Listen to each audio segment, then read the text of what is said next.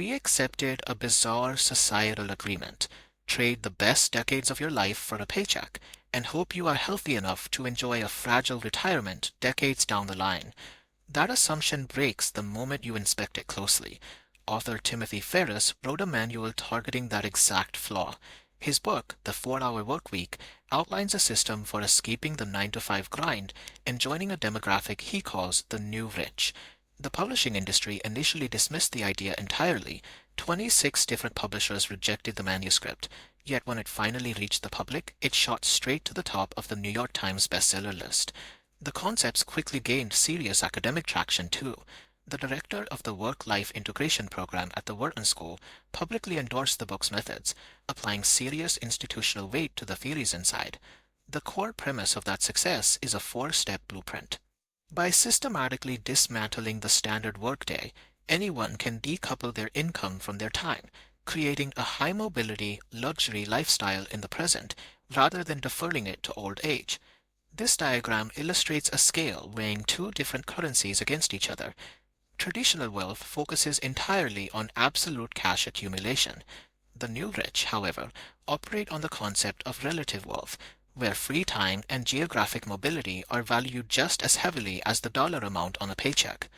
To see why that distinction matters, consider an ambitious investment banker. He routinely works 80-hour weeks, putting up with the daily grind so that 15 years from now he can finally step away and take his dream trip, riding a motorcycle across China. He is treating that adventure like a pot of gold at the end of a very long, very painful career arc. The reality is that he could buy a ticket and take that exact motorcycle trip tomorrow for less than $3,000. Working blindly for work's sake is a trap that leaves you with money but zero freedom. True wealth requires defining precisely what you want to do with your time right now, instead of hoarding cash to fill an ambiguous void decades in the future.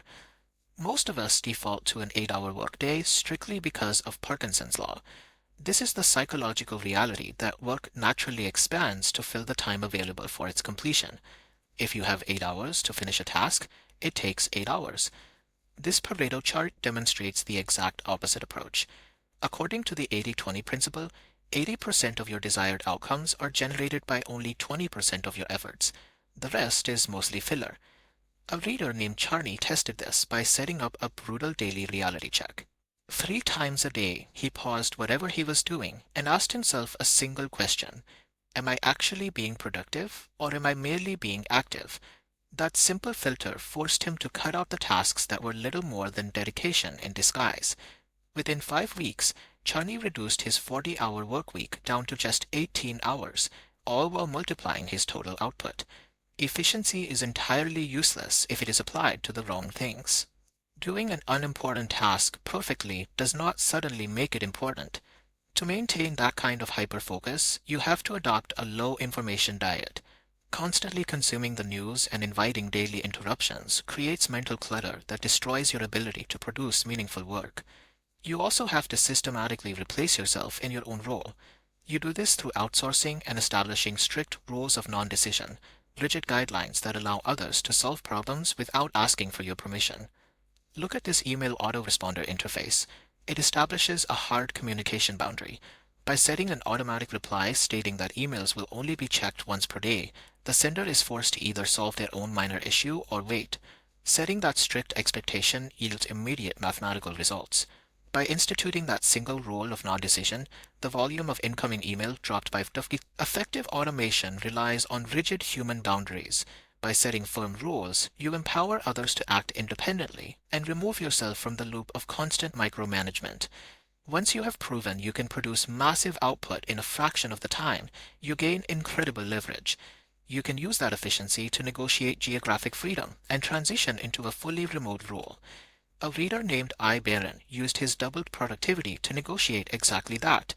He stepped out of the office, dropped his working hours to just 4 a week, and still managed to secure a $10,000 raise. Reclaiming those hours enables the mini retirement. Instead of waiting for age 65, you distribute recovery and intense learning evenly across your entire lifespan. Another reader, an IT professional named W. Higgins, used his newly automated job to become intensely present in his family's daily life. His kids call him the Star Wars dad, and he uses his freed-up schedule to volunteer, serve on a local board, and write a book. Eliminating work creates a psychological void.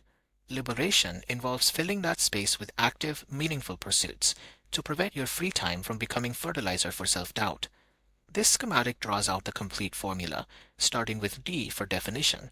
You have to clearly define your lifestyle goals for the present day, ignoring the standard deferred life plan. Next is E for elimination. You have to identify and ruthlessly cut the trivial tasks that masquerade as actual productivity. Then comes A for automation. You put your income and your communication on autopilot by enforcing strict rules and utilizing external systems. Finally, L for liberation. You leverage your results to escape the physical office and build a life around recurring mini retirements. So consider this ultimatum. If a doctor informed you today that you could only work 2 hours a day to survive a medical condition, which 80% of your daily tasks would you instantly cut to make that happen? Drop your exact cuts in the comments below. And while you're there, let us know which book you want to see summarized next. If you like this video, please like, share, and subscribe to the channel for more.